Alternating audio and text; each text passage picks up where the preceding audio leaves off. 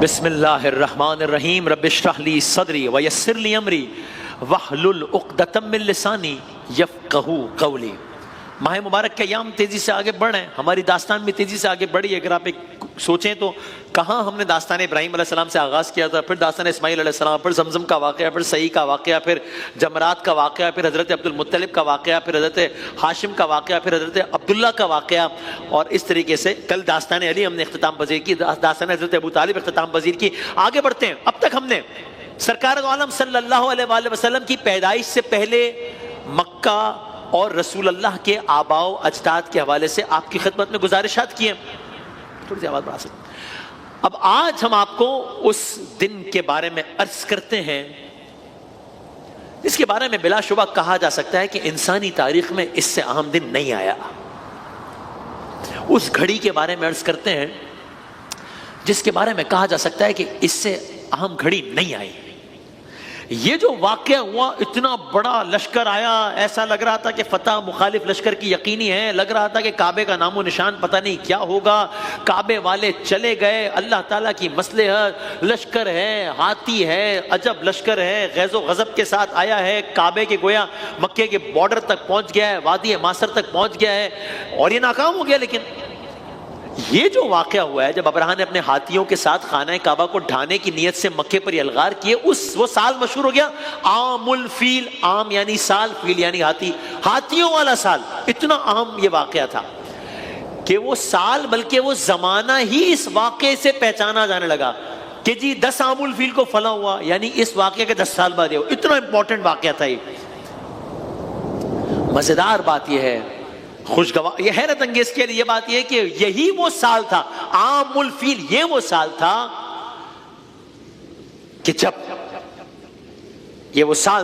کہ جب بیت اللہ کے محافظ، اس کو کفر اور شرک کی ناپاکی سے پاک کرنے والا اس دنیا میں تشریف لایا۔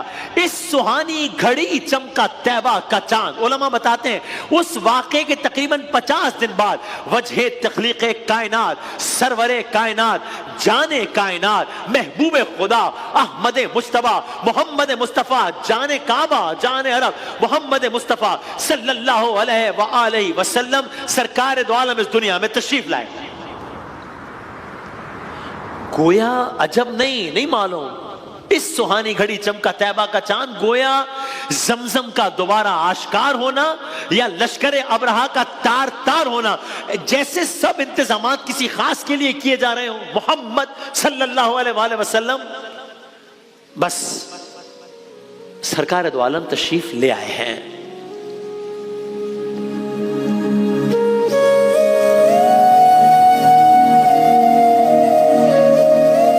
اب یہ دنیا وہ دنیا نہیں ہے، اب اس میں سرکار آ گئے ہیں۔ اب یہ عرب وہ عرب نہیں رہے گا، اب یہ کعبہ وہ اب کچھ بھی پہلے جیسا نہیں رہے گا، اس لیے کہ اب ظہور سرکار دو عالم صلی اللہ علیہ وآلہ وسلم ہو گیا۔ یہ جو واقعہ تھا ابرہہ والا، وہ محرم کا واقعہ ہے، آپ کی ولادت باسعادت ربیع الاول میں ہوئی ہے۔ کیا کہنے ہیں، تبھی آپ سرکار دو عالم کی پیدائش کی تاریخ کے ساتھ سنتے ہیں سن 1 عام الفیل، ہاتھی والے واقعے کا پہلا سال، like it just happened few days ago in the very same year۔ سو اب تک آپ اس سیگمنٹ میں انبیاء کے قصائص سنتے رہے، آدم و نوح و ابراہیم و اسماعیل و یعقوب کے قصے سنتے رہے علیہ السلام، واجب الاحترام۔ آج سنیے، آج سے سنیے، فخر آدم ہو، فخر نوح ہو، فخر موسیٰ ہو، فخر عیسیٰ، سردار انبیاء، خاتم الانبیاء، وجہ تخلیق کائنات احمد مجتبیٰ محمد مصطفیٰ صلی اللہ علیہ وآلہ وسلم کے قصائص سنیے۔ ہم نے آپ سے عرض کی تھی کہ ہم نے واقعے کو آگے لے جا کے داستان محمد سے ملانا ہے صلی اللہ علیہ وآلہ وسلم، شان رمضان میں پہلی مرتبہ اس سیگمنٹ میں انشاءاللہ۔ سو اب سرکار دو عالم صلی اللہ علیہ وآلہ وسلم کی ولادت باسعادت ہو گئی۔ مجھے ایسا لگتا ہے، میں سب سے پہلے اپنی تربیت، میں کسی اور کو کیا کہوں، میں کوئی عالم تو نہیں ہوں، میں کوئی ریلیجس اسکالر تو نہیں ہوں، تو میں اپنے لیے کہہ رہا ہوں سب سے پہلے کہ ہمیں اپنے ہیروز کے بارے میں، فلاں کرکٹر، فلاں ایکٹر، ہم چاہتے ہیں جی آٹو بایوگرافی اس کے بارے میں لکھی گئی تو وہ پڑھیں، یہ پڑھیں. جنہیں ہمارا سب کا ماننا ہے بغیر کسی تفریق مسلک کے، سب کا ماننا ہے بعد از خدا بزرگ توئی قصہ مختصر، تو آقا کی ذات کے بارے میں تو معلوم ہو نا، ان کی تو بایوگرافی ٹائم ہر چیز کے بارے میں معلوم ہو نا. تو آغاز کرتے ہیں. سرکار دو عالم کی ولادت باسعادت ہو گئی ہے. عربوں کے ہاں ایک قاعدہ تھا، ایک رسم تھا. کیا؟ وہ اپنے لڑکوں کو بہترین زبان دانی، بہترین صحت کے لیے بالکل اوائل عمر میں، عرب کا یہ ماحول اپنے ذہن میں لائیے آپ، بالکل انیشیل ڈیز میں ہی عرب اپنے بچوں کو نسبتاً ذرا دور دراز کے قبائل میں پرورش کے لیے بھیجا کرتے تھے تاکہ وہ جسمانی طور پر توانا ہو، زبان فصاحت. اب ظاہر ہے سرکار دو عالم صلی اللہ علیہ وسلم، لیکن ایک بظاہر ایک رسم. اچھا اب والد گرامی ہے سرکار دو عالم صلی اللہ علیہ وآلہ وسلم تو اس دنیا میں نہیں ہے. حضرت عبداللہ جب سرکار آئے، والد نہیں ہے اس دنیا میں. حضرت عبد المطلب بھی یہی چاہتے تھے کہ اس سلسلے کو برقرار رکھیں.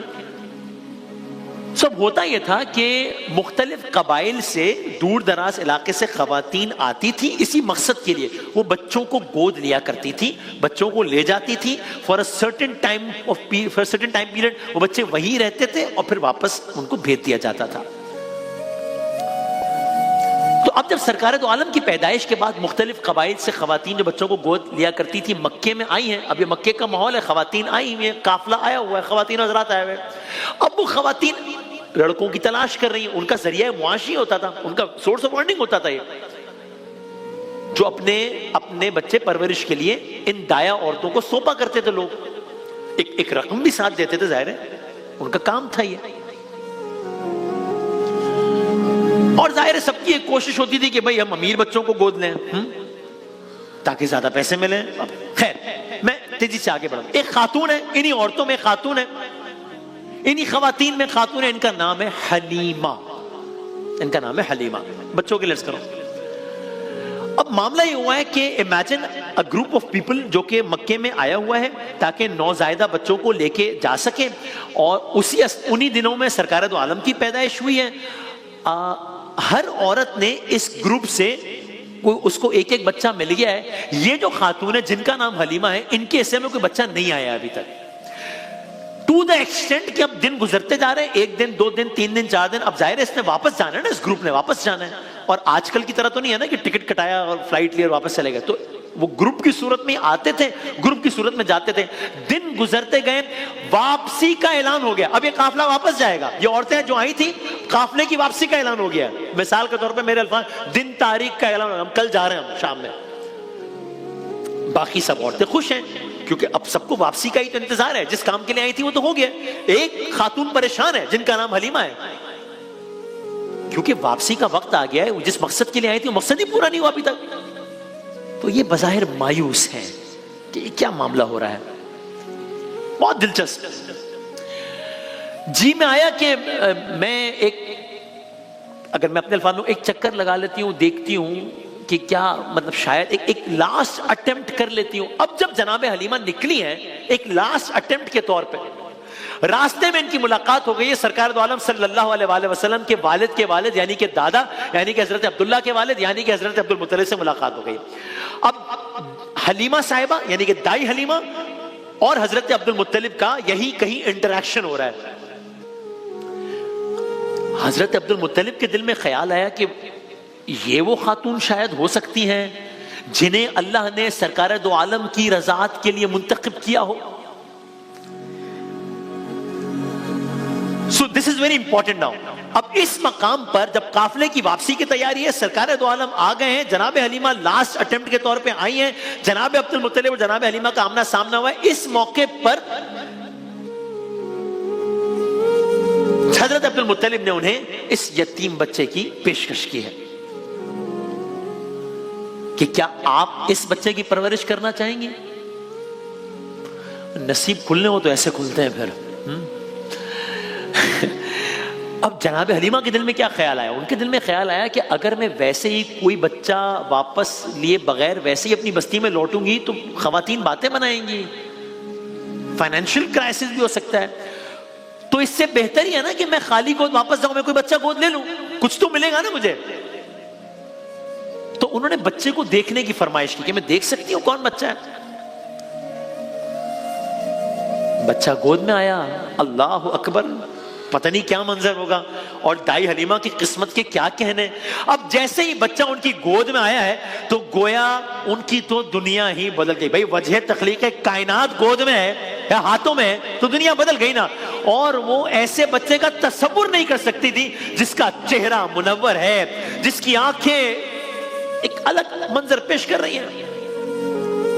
یعنی اب ان کی نظریں تھیں اور بچے کا چہرہ تھا, اور وہ پلک جھپکائے بغیر دیدار مصطفیٰ صلی اللہ علیہ وآلہ وسلم سے فیضیاب ہو رہے ہیں. یہاں تک کہ حضرت عبد المطلب نے ان سے مخاطب ہوتے ہوئے بے اختیار انہوں نے کہا, ہاں میں اس بچے کو گود لے لوں گا, یہ تو میری خوش قسمتی ہوگی کہ یہ بچہ میری گود میں پلے. سو اب ان عورتوں کا قافلہ واپس اپنے علاقے جا رہا ہے. اب ہر عورت کے پاس ایک ایک بچہ ہے. اب یہ قافلہ اس زمانے کی مخصوص اعتبار سے چل پڑا ہے. یہ اونٹوں یا اونٹنیوں کا قافلہ ہے جو کہ اب چل پڑے گا کسی بھی لمحے. ہاں, اب اس قافلے میں کوئی عورت نہیں ہے جس کے پاس بچہ نہ ہو. ہاں, ایک عورت ہے, ان کا نام حلیمہ ہے, ان کو سب سے آخر میں ایک بچہ ملا. یہاں سے سفر کا آغاز ہوا ہے. ابھی سفر کا آغاز ہونا ہی تھا کہ ایک بہت عجیب واقعہ ہوا. سفر تھوڑا سا آگے بڑھنا ہی تھا کہ ایک اور عجیب واقعہ ہوا. سفر اس سے آگے بڑھنا تھا, ایک اور عجیب واقعہ ہوا. یہ کیا ہو رہا ہے؟ یہ کیسا سفر ہے؟ یہ پورے کا پورا سفر ہی انیوژول ہو گیا. What is so unusual in this journey? Colours کریں گے انشاءاللہ.